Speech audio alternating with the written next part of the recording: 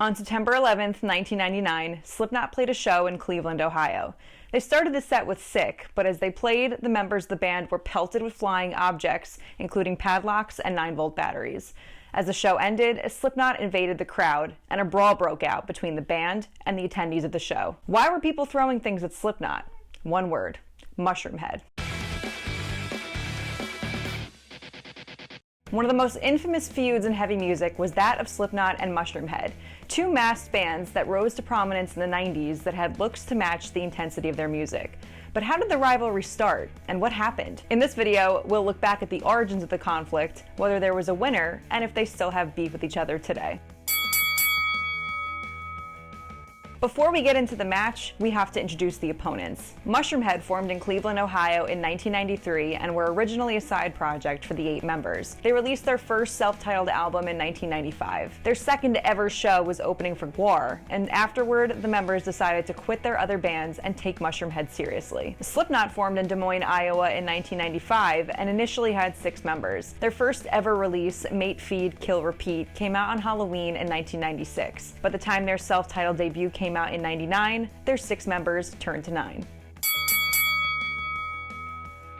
It's undeniable that Slipknot and Mushroomhead had a lot of similarities early on. Aside from the masks, both bands wore jumpsuits, had a lot of members, and even had bassists that wore pig masks. But as time went on, Slipknot became a much bigger band, and it only worsened the tensions between them, especially as people started comparing Mushroomhead to Slipknot rather than the other way around. The feud between Slipknot and Mushroomhead didn't really come to a head until the tail end of the 90s, as both bands were still part of their respective underground metal scenes in the few years after they formed. Roadrunner Records had expressed interest in Mushroomhead as word got out about them, but as vocalist Jeffrey Nothing recalled in a 2018 interview, the band made more money playing local shows than Roadrunner was offering them, and the label wanted all of their merch cuts. So they declined the deal and continued operating independently. As many know, Roadrunner signed Slipknot in '98, so Jeffrey Nothing chalked Slipknot up to being a knockoff version of Mushroomhead that Roadrunner created after his band turned down their deal. He referred to them as copycats, all while the members of Slipknot denied knowing much about Mushroomhead at all. Just heard the name. Okay. That's it. Okay, so We don't know what they're. Never even heard of them. Really. As we stated at the beginning of this video, in September of '99, Slipknot played a show in Cleveland, and attendees threw things at them on stage. They were seemingly pissed off that another band had a similar look to their masked hometown heroes. So, toward the end of the set, the members of Slipknot jumped off stage into the crowd and a brawl broke out. And that's when things started to get really heated. When we got done playing, we took all of our shit off and went into the audience. And let's just say, we fucking handled it right there. Jeffrey Nothing eventually admitted that he was responsible for the brawl that broke out that night in 1999, explaining that he knew the people that started it and helped paint the anti-Slipknot signs that the members of the crowd held up while the band played. Just a few years later, though, they tried to squash the incident in the press. In March of 2002, Mushroomhead co-vocalist J Man told MTV that Slipknot helped open the doors for his band, and even though they formed first and were wearing masks all along, Slipknot's success showed people that the bands weren't just gimmicks. He concluded, "We definitely tip our hats to Slipknot." Corey Taylor wasn't having it though. A few months later, he fired shots at Mushroomhead in a 2002 issue of Rock Sound, saying, "That fucking band, they couldn't be following us any closer if they were in this fucking band. Those motherfuckers encourage their fans to pelt us in Cleveland. They want to know why we're pissed at them? Because they started this shit years ago. Now they want to lick their wounds and call it all good. Bullshit. That's not the fucking way this band works, man." Later that year, Mushroomhead co-founder and drummer Skinny took a more subtle approach to the topic when he was asked about it. He explained that they started wearing the masks to hide their identities since they were in other bands at the time, and added, "When we first started, we were compared to Mr. Bungle and GWAR, then Manson, now Slipknot and Mudvayne, so we're used to it. People will be shallow, but the one thing I always tell people is don't judge the book by its cover. We're doing our own thing." In 2005, Mushroomhead played 3 shows in Ohio and wore Slipknot masks and jumpsuits.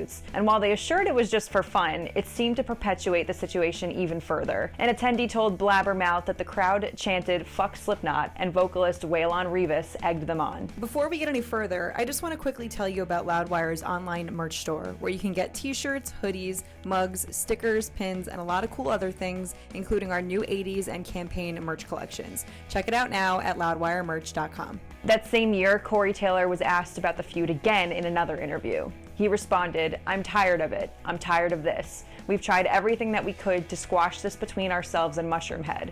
I've even come out and said I wish them nothing but luck. I don't care, it's not that big a deal to me." While the press were obviously to blame for adding fuel to the fire by continuously asking the bands about each other, the members of Mushroomhead certainly didn't help the case with their responses. As much as they tried to make it seem like they were taking the high road in their early 2000s interviews, by 2006 they were back to taking jabs at the knot. Skinny called Slipknot the fabricated in-sync of metal that were hacks who got lucky, adding that if Mushroomhead had broken out first, Slipknot probably wouldn't have become successful at all. Jeffrey Nothing referred to them as backstabbing bitches and straight-up frauds. If all of this is a bit confusing, it's because it definitely is. Both bands seem to go back and forth between saying they didn't care about the comparisons or the feud, and then proceeded to throw digs at each other anytime they had the opportunity. But after years of bickering, it seemed to come to a halt when Mushroomhead sent their condolences to Slipknot in 2010 after the death of founding member and longtime bassist Paul Gray. In recent years, Mushroomhead have expressed regret for fighting with Slipknot. While some of the members tried to blame the entire fiasco on both bands' fan bases, others admitted that they were simply just bitter. Skinny in particular, despite the nasty remarks he made in the past, said in an interview in 2020, "We spent a lot of time complaining about them for nothing. So, you know, God bless them. They're one of the biggest bands out there. It proves that masked heavy metal and that style of entertainment is still relevant." Any one of those guys that knows us, and we know them, and God bless them, you know? Anyone foolish enough to put a mask on for all these years, I feel your pain, brother. In 2023, original Slipknot vocalist Anders Kolsevny even talked about it, though he added he was never really involved in the feud because it started after he already left and Corey Taylor took over as the vocalist. He said, "None of us had heard of them. We didn't have internet. It's not like a band from another state unless they come and play shows in our town, which they didn't. We wouldn't know about them unless they're signed and they're out there." And he added that Slipknot were inspired by Mr. Bungle early on. Anders admitted that the first time he saw Mushroomhead live, he did think they copied Slipknot, particularly because of the pig mask, which he had come up with that idea for Paul Gray. But he and Waylon Revis went on tour together in 2023 and both agreed that they were just two bands influenced by the same groups that came from the middle of nowhere. Being from Des Moines, the shithole of the US there. So is there a true winner in this situation? It's hard to say for sure. In the end, the whole thing kind of just fizzled out, as feuds usually do. But Mushroomhead seemed pretty ruthless in how often they talked about Slipknot throughout the 2000s, only to surrender in the end. Therefore, we dub Slipknot the champions of this feud. Let us know who you think won the match and what other feuds you want to see us dive into in the future. And as always, thanks for watching.